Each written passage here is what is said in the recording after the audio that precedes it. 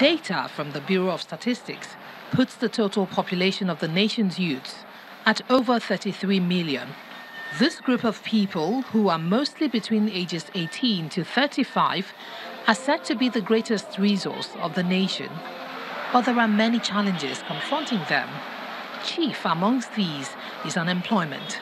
Is to say the solutions exist. At one of the plenary sessions at the Nigeria Economic Summit, experts raised concerns on why these challenges persist, in spite of the federal government's ambitious plans to make the economy work. Every year, we are graduating roughly 400,000 young men and women. And I speak only now of university education. And every year, we reckon that anything as high as half of them remain unemployed. What that speaks to is that in 5 years, you've probably got the better part of 7.5, 8 million young people disaffected, careers not starting, and then we cannot complain about the tensions that breeds. There were also observations on what the government must do to get it right in its drive to ensure an all-inclusive development. There has to be some sense of urgency from the executive, from the top, some sense of political urgency. It can be an elected leader, it can be a political party.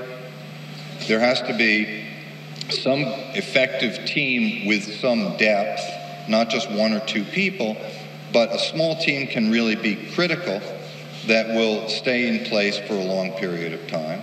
The Minister of Finance appears to have answers to these questions. We have to enable small enterprises to access finance.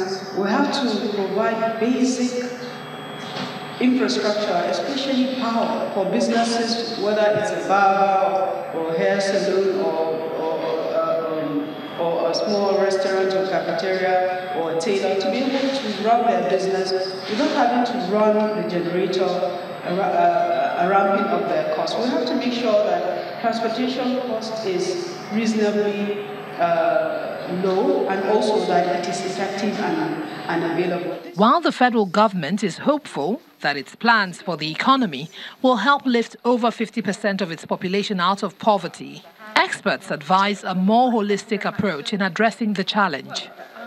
This, according to them, will include a partnership with the private sector to achieve results.